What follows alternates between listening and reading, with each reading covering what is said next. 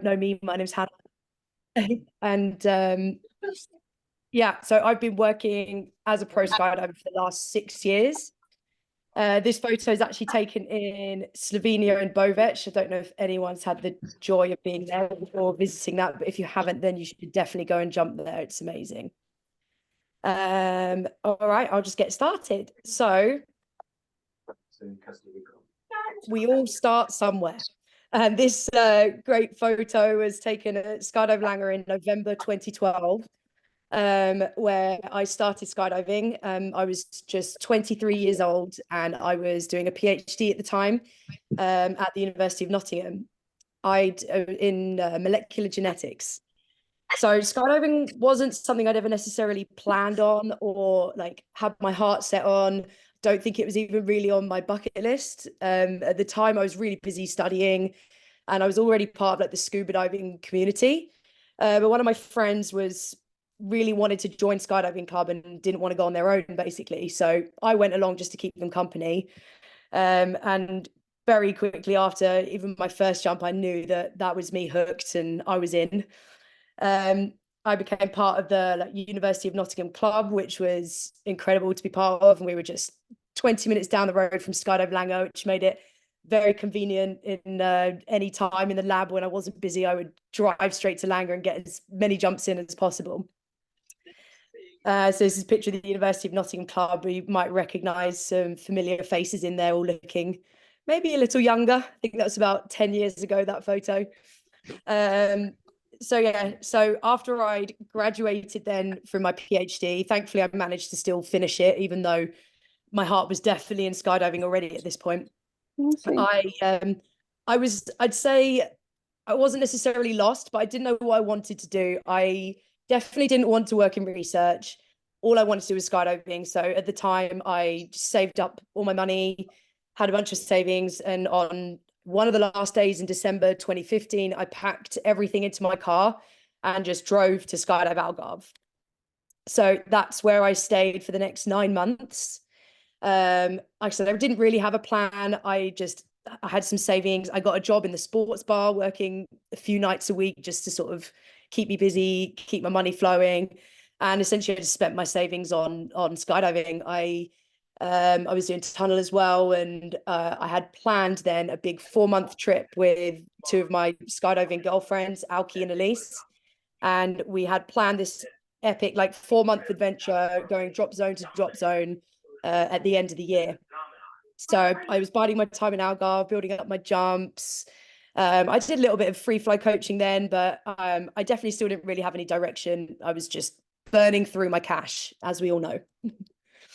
So then brings on to a little fun collage of some of my road tripping adventures. We went, it must have been over 10, probably 15 drop zones all around the US, mostly in California and like Elsinore and Paris. And then we moved along to like Colorado, Arizona. Yeah, we went everywhere. And one of the highlights was definitely this far right corner is a picture from the 2016 women's head down world record.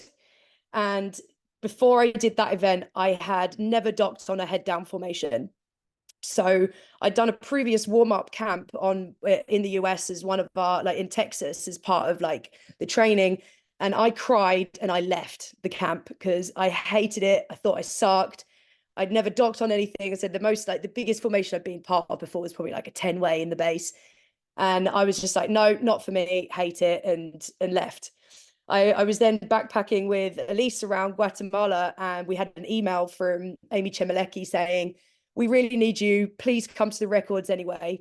Just turn up thinking, oh, that's fine. We'll just be on the bench. It'll be a good experience. I'll give it another crack. And first jump, I was in a 74-way as the super float.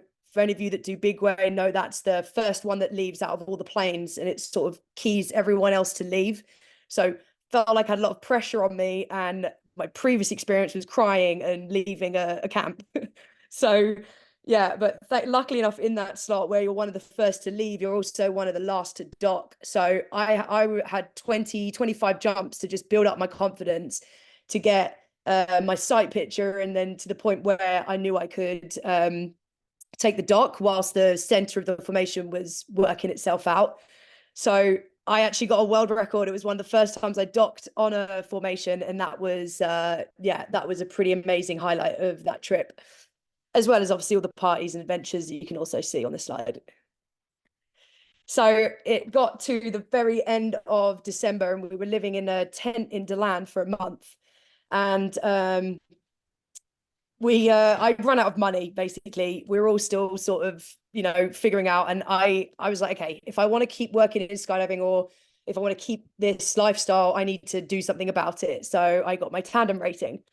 I was lucky enough that my friends were still there, so we were taking each other on tandems essentially. So Elise and I did it at the same time, and yeah, so I actually got my rating on the 31st of December 2016. So sort of poignant mark to the end of my year of fun, and now it's sort of time to work. So I got my first job at Skydive Leo, which is a very small drop zone close to Madrid. And I was only there for sort of 5 months when I got my opportunity at Skydive Dubai. And this was sort of a make or break for me and really changed my career drastically. I went there with just about 1,000 jumps, and I came away with almost 5,500 in just 3 seasons. So in that time, I did almost 1,500 tandems and 2,500 video jumps, as well as spending the summers still skydiving, just traveling around. So this was really the bulk of my sort of skydiving career, and I really went from what felt like zero to hero in that time of getting all that experience, jumping every day. It wasn't all amazing. It wasn't without its problems. I was actually injured my ankle. I broke my ankle after 6 weeks into the new job. Just an error of just misjudging a landing, nothing dramatic. But then I had to come back from that at like probably one of the highest level drop zones in the world for tandems and video. So it was definitely stressful in many ways, but I absolutely loved my job, and I was sort of determined to keep it. And I was very lucky to have some great mentors that looked after me during that time as well. But so after 3 years at Dubai, I definitely felt like, even though I loved it and loved jumping every day, it wasn't really what I wanted to do, and why I wanted to do skydiving as a job. That was really load organizing. So all the while in between working doing tandems, I was spending my summers going to events, boogies, skills camps, spending all my money I'd earned in the season straight back on skydiving in the summer, so that I could eventually become a load organizer. Which brings me to the last sort of 3 years then. I'd say, yeah, I didn't necessarily have that much experience in load organizing before I'd started. I definitely attended many events, and I knew it was what I wanted to do. I actually knew from the first load organized jump I ever did. I was my first boogie I ever went to at Skydive Algarve. Domi Keeger, for those of you who know her, she's one of the joyriders, one of my now teammates.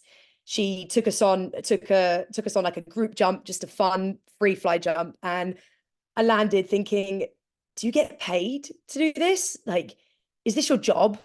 And that was definitely, I think, lingering in the background for me the whole time of what I really wanted to do, that it was possible that that could actually be a paid job. And that, you know, oh yeah, next week I'm going to wherever, Australia and here, and just traveling and getting to be part of all these amazing events around the world. I was like, that's what I want to do. So COVID was not the easiest time, not really for anyone. I left Dubai, and then I was sort of stuck back in the UK for a little bit where nothing was going on. But at this point, I got a job with a company called The Edge, which some of you may heard of. That's it's a marketing company for some skydiving groups, and that really helped support me along my way of becoming a load organizer. I had this work was in marketing, sort of social media marketing, which gave me some money every month, and it was still felt relevant to skydiving. And the company are owned by skydivers as well, so they really understood the lifestyle and supported me along the way. So I had that as like a base income, which definitely allowed me to then get in my foot in the door as a load organizer. At the beginning, obviously, you don't necessarily earn very much. It's more about getting your name out there and just anyone giving you the opportunity. And that's something with networking a lot in the summers that really, really helped me there. I reached out to absolutely everyone, just heart on my sleeve. This is what I want to do. And thankfully, people did help me out. And since then, I've organized now Angle Week, Vector Fest, Venture Boogie, lots of Joy Riders events, head down coaching for the world record attempts. Yeah, tons of things. And obviously I've traveled heaps over the last 3 years. I think I'd say my record was 14 weeks of events back to back, traveling somewhere every week. So I've definitely lived that load organizer dream, as you'd say. As tiring as it actually is, it's not always that. It's not always rainbows and unicorns, but it was definitely worth it, and the experiences were incredible. So somewhere along this journey, about a couple of years ago, I was approached by the Joyriders then to join the Joyriders team. And Joyriders is a team of all female sort of skydivers, and our mission is simple as to spread joy, as you can probably see with our very brightly coloured rainbow suits. And these people, they're my friends, of course, but they're also the people I've looked up to, my mentors. So that for me was really a dream come true. And part of our mission as well is to inspire future generations of skydivers, especially female skydivers, and just to push the sport as well. So we come from all over the world as well. There's it's not just skydiving, but tunnel flyers, and it's Sweden, the US, Norway, all over the place. So it's really cool to be part of such a global sort of team, and to be part of projects and everything that they're involved in. So I'm very proud to be a part of that team.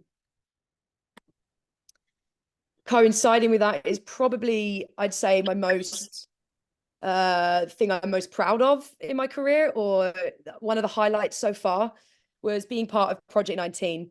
And I'm sure a lot of you have heard of this already, but this was organized by the Women's Skydiving Network, which is an association in the US that funds projects to do with promoting women in the sport. If you don't already know this, that women actually only account for 13% of our skydiving sport. So anything to do to sort of, get that number up a little bit. It doesn't always, that's the USPA stats. It doesn't always feel like that in certain other countries, but there's definitely a disparity. I'm sure we've all noticed that at the drop zone. So yeah, so the purpose of this event was to build a 100-way all-female head-down formation to mark 100 years to celebrate the right for the women to vote in the US. This photo is actually of the 80-way. So that was the official record. We did have an unofficial 97-way that was literally just the case of someone taking a grip just as someone was leaving. So it was that was a shame on a technicality, but even just to have 97, almost a 97-way, to put it in perspective for you, the mixed record is I think it's 174-way. And if the percentage is really 13% women to the 87% men, the fact that we can pretty much build 100-way goes to show that it's not the case of that we can't do these things. It's just that we're, sometimes it's like having a project like this really helps to inspire people that they can do it. And that's what I love about this. So I guess the part of this is a little bit of advice, a little bit of, if anyone is interested in becoming a load organizer, what I've sort of learned along the way. The biggest thing is just to be flexible and open to change.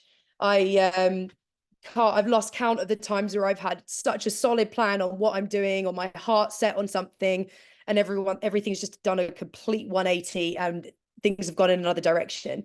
So you really have to be open to change, and you never know what opportunities might come along. and it can be hard to swallow sometimes, especially if you've got your heart set on something, but you never know what one door opening could lead to another. For example, the first job I took in Spain as a tandem instructor was really not my dream job at all, but if I didn't have that experience, I never would have got my job at Skydive Dubai and so on. So taking every opportunity and being flexible. I mentioned this already, but joining events, that's really essential for networking if you really want to be like a group coach. Not just that, it's fun, of course. And it also helps you teach other ways of coaching. Being coached by so many people really helped me develop my own coaching style. And coupled with that is finding a mentor, as it's almost invaluable to have someone sort of on your side, helping you out, giving you good advice. The next one is maybe a bit more of a general piece of advice. And if anyone has been coached by me, you will have heard me say I'm Safety Sally. And it's more that as much as this sport is incredible and I'm here and I'm up for doing all the fun and amazing things, it is still a dangerous sport. And I feel like it's when we get carried away in the moment and we sort of forget things, that's where mistakes get made. So I'm always sort of reminding myself to be a bit of a Safety Sally, because at the end of the day, it's only fun if it's safe. And yeah, just to look after each other. Going into that a little bit, tell a quick story about this, about owning your mistakes. So I feel like this is something that in the last 11 years has really changed in the time that I've been skydiving. But at the beginning, it definitely felt a little bit more like you had to sort of hide your mistakes. And I think I had about 900 jumps at the time. I just started working in Spain and I joined an angle camp. It was a new drop zone. I hadn't really done an angle jump in a long time. So, and I wasn't uncurrent, but I was definitely complacent. I actually landed my Katana 107 with 2 broken lines. I got away with it with just a twisted ankle. But at that moment, I was embarrassed for sure. I couldn't exactly hide what had happened. But looking at my video, I don't even look at it. And I didn't even notice myself that I had 2 broken lines until I landed. I was so hyper focused on where I was landing, because it was a new drop zone, and that I'd just broken away from a 10-way or something, and I pulled a little bit low, and I made a colossal mistake, an error, and I didn't try and hide it, but I definitely should have owned it a lot more. Mostly because I was embarrassed, but I feel like that I learned from that mistake that I will always do a control check. I will always look at my canopy, and because it's not always as easy to spot those mistakes as you think. And actually owning that and passing that information along can help other people learn. And leading into that as well is just staying humble. So it's very easy, as soon as you get a bit of experience, to feel like you're a sky god or get complacent. And we all know the 1,000 jump wonders or the 200 jump wonders, but it's no fun again if everyone's a sky god. So staying humble and enjoying it, which goes hand in hand with being kind to each other. Sure. And then the last thing on here is, I said, remember, it's only skydiving. And this is really meant in the most positive way possible, because skydiving is just an amazing, incredible thing that we can all share together in a community. It's fun. It's not heart surgery, So I feel like acknowledging and appreciating this actually helps me enjoy it even more, makes me feel even more lucky that what I'm doing is only skydiving, but it's mega. So that's one thing that is always staying with me. Well, I'll end on a bit of a cheesy quote. Her aspera ad astra. This is actually Latin for through adversity to the stars. So I would say this summarizes my sort of skydiving career so well, because it wasn't without my own struggles, my injuries, people telling you can't do it, plenty of adversity. But at the end, it was always to the stars. And like I said, don't regret any part of my journey, the good and the bad. The ultimate goal was to be the load organizer and have that job. And it's been, nothing but to the stars. It's just been amazing. So, okay, I couldn't do this without thanking my sponsors that have helped me along my way. So, thank you, UPT, PD, LMB, Vigil, Deem, and Cookie. And thank you guys for listening. So if you've got any questions, I'm here. Thank you, Hannah. That was amazing. That was so cool. I love all the pictures that you've included as well. Some incredible visuals. I'll Try open it my up to best. everyone. No, that was honestly fantastic. If anyone wants to pop any questions in the chat, or if you want to bring yourself off mute to ask any questions, you're more than welcome to. While you think about it, I do have a couple of questions for you, Hannah, if that's all right. Hit me. Um, Hit you. So you said once you've done your first jump, you were like, this is me, I'm hooked. And then obviously you've gone down this route that is, I know you've done some FS, you've done some flat flying, but you've primarily focused on free flying and angle stuff. What was it in particular about those disciplines that appealed to you? That is a great question. At the beginning, it was just because it was cool and that's what everyone else was doing. I'm not going to lie. But ultimately, it's also really hard. And from a simple sense, I love the feeling of just going really fast and especially tracking. That sort of acceleration and sort of speed you feel free flying was even more exhilarating to me. But the fact it was so challenging, I think, was an extra level to me that made me just really want to dedicate time and, like I said, all my money to learning and training and being better. What were the ways that you learned and trained most then? Because I think a lot of people are probably thinking, this looks amazing. How do I get into it? And we'll have people who are pretty new to skydiving. What would be your top tips for getting into free flying? I mean, definitely tunnel. There's certain things that at the beginning I did a lot of tunnel. As time went along, and I became more of a skydiving coach, I had a sort of moment with myself where I was like, I can't keep spending all my money in the tunnel when I'm leading angles and things like this. So I feel like although there is an excessive amount of crossover between the tunnel and the sky, to a certain extent, you do just have to get out in the sky and do it as well. And there's nothing that can be translated for like jump experience. So I'd say, I know that's not the best answer that people want to hear, but it's a combination of spending all your money in the tunnel and then spending all your money in the sky. So, but a big thing there is to not confuse like the skills you learn in the tunnel. I'm sure a lot of you know this. Maybe you think like, oh yeah, amazing, I can sit fly in the tunnel, and then you get to the sky and it's a completely different ball game. So yeah, I would just say a combination of the two is great, especially if you want to progress fast, but nothing really does. There's no other option except from skydiving if that's what you really want to do. That's an awesome answer. Thank you very much. And I know myself from trying to do it that there is a lot of tunnel that you have to do to get even close. But the sky stuff is just the stuff you can Say learn there that goodbye. you can't do. Yes, goodbye, all of my money. We've got a question that's come through from Fanny. She says, question for Hannah, what I advice think. do you have? Hi, what advice do you have for women still in their early days in the sport? Is there anything you wish you would have known when you started? Yes, absolutely. I'd say things have changed a little bit in the 11 years I've done, but I literally had people when I was doing my tandem course say things to me like, you can't do this. You're a girl, you can't do tandems. I feel like thankfully our attitudes have changed quite a bit since then. But the biggest advice I'd say is just don't let anyone tell you can't do something. As soon as I got to Dubai, I met people smaller than me that were taking 100-kilo dudes on tandems, no worries, all day long. And that's inspirational to me. So the other thing I did was surround myself with people who were good influences that, showed me that I could do things. So I'd say that's my best advice. I like that. And I guess there are things along the way that are going to be more challenging, not just based on gender, but based on lots of different things. Like I know at Langar, we've had some changes to our tandem equipment because it's easier to use for people who are perhaps a little shorter in stature or whatever it is. So I think being strong and being able to have these examples and say, yes, you can do it is great, but equally recognizing there might be some little tweaks that we have to make for things for anyone to make our sport more inclusive, right? Exactly. Like I feel like with tandems, height is maybe a bigger deal than your gender. So, because that can be very challenging, just your height. So, but there's techniques, there's ways to get through it, and that's the same with everyone's different body shape. And it might be, it was very easy for me to learn head down for some reason, but I've always struggled with head up in more technical terms, technical like head up movement.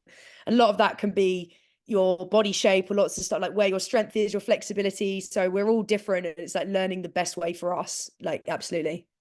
Yeah, absolutely. We've all got our own strengths, haven't we? That's awesome. Thank you. If anyone does want to unmute themselves to ask Hannah a question, I'm going to stop talking for a second to let you do it. But if not, okay, cool. I have some more for you then. So, you mentioned networking, Hannah, has been a big part of your skydiving career and how important that's been. And obviously, you've traveled loads and met so many people. It can be a little bit daunting, especially if you turn up somewhere new to just walk up on flight line and say, "Can I jump with you?" Or even just Mm. meeting people for the first time. Have you got any tips on how you managed to do that so successfully? Yeah, absolutely. I would say to start with, just one of the parts I said was about being humble. So I feel like a lot of it is about the attitude that you give across. Like you don't necessarily need to be like, ah, look at me, I'm amazing. Please, like, give me advice. But just by being teachable, if you're in a group and you have a coach and you're teachable and you listen, that is, I can tell you straight away how amazing that feels to have in a group. And it's already setting a good impression. So like listening, being humble and taking advice. And it doesn't necessarily mean you have to be loud and out there and introduce yourself, but people will remember you for that. And then when, you know, and I would say the other part of it is even if maybe not in person, you don't want to sort of like approach someone. I reached out to people that I thought might not even remember me. And even if someone reached out to me that I don't know asking for advice, I'd give them help. And I, unless I had a reason not to, I would always sort of mentor someone or help someone. So my other piece of advice is just to reach out to people because most people want other people to succeed, and you don't get if you don't ask, basically. That's awesome. No, I love that. And I think it's really nice that you said about being humble because I think if anyone asked me to describe you, that's definitely one of the words I would use. I think absolute international superstar, total legend, someone I Oh, look up to so much. And you are oh, so humble around the drop zone. And I think anyone who's been at Langar over the last few years and has had the opportunity to jump with you or even just be around you is such a lovely energy, a lovely positive person to be around. So that's really great to hear your advice. We've got one oh, more thank you. from, of course, we've got one more from Mike before we finish up. Hi, Hannah, well done with all you've achieved. I did my tandem with you in Dubai in 2017, started my AFF the following weekend and still doing it 500 jumps later. Thank you for a great experience. You were really nice and very professional. And So, I no remember question, but him. lovely. I remember Mike. I can tell that story actually. 'Cause it's a good one. Go on. I was actually, I mean, this is my first year at Skydive Dubai. And we had, I think he was from Ireland, correct me if I'm wrong, Mike, but we had a very hard opening on the tandem. And I think he even had like bruises up his arm. I actually went home for the day because but like I felt really bad for him because it was sometimes it just happens, you know, like it's a fluke and you get really hard opening and it can sort of, you know, well, we've all had hard openings. But anyway, I think I'd heard in the future that he'd gone back and actually learned to skydive. So I feel like if you could get through your first skydive as a hard opening tandem, but still do 500 jumps later, that shows real commitment. Nice. That's awesome. I can't believe you remember him. How many tandems? 1,500. Yeah, but I haven't had that many Well hard done, Mike. openings. You've been remembered. I said that was the last one, but it wasn't really a question, though it did give us a lovely story. But I do have one question, which is probably a good one to finish with. So Fanny says, Hannah, it sounds like you've done and seen it all, from my point of view at least. Do you have a next goal or a next challenge lined up? Oh, that is a great question. And yes, you might seem like that, but there is always something, and that's part of it. Like why skydiving is so awesome is that there's always something to learn, you know. I've only just started competing in freestyle. One thing I've always never really done, I've been part of the world records, but I've never really competed. So I was Elise and I, our first season last year, we only managed about sort of 50 training jumps, but hopefully we'll do a lot more this year. So that's my sort of focus right now is video, then camera for the freestyle team. And yeah, so leading into that, I am interested in maybe doing some more camera, some more outside video as well, as that's something that I used to enjoy, but as I started coaching, sort of forgot about. Um, I want to do a VFS team again. There's tons. I did a VFS team in the tunnel, but I never did VFS in the sky. So that's something else that I'm really keen on. Oh man, there's heaps of things. I could be here forever. So many things. And I think it's really cool that you've achieved so much, but you're not resting on your laurels. You're like, yeah, there's still stuff that I want to achieve, stuff that I want to do to keep on pushing me forwards. And I guess that's part of it, right? You want to have something that's on the horizon that you can keep on aiming for and keep your interest. Yeah, absolutely. Absolutely. Never stop learning. Never stop learning. I love it. Thank you so much for being part of this, Hannah. I appreciate it so much. And I'm sure everyone else who's on the call does. Everyone else who'll be watching it back from the recording will really, really appreciate it. You're going to be at Langar this year, right? Yeah, I'll be there. Fantastic. So if you don't already know Hannah, then make sure you come over, say hello, say thank you for this, and just meet her. She's amazing. If you do already know her, welcome her back. It's been a quieter place without you here, but we're excited to have you back for the summer. And if you're looking for coaching, load organising, any tips and advice around the drop zone, you're there for that as well, right, Hannah? Absolutely. Come and say hey.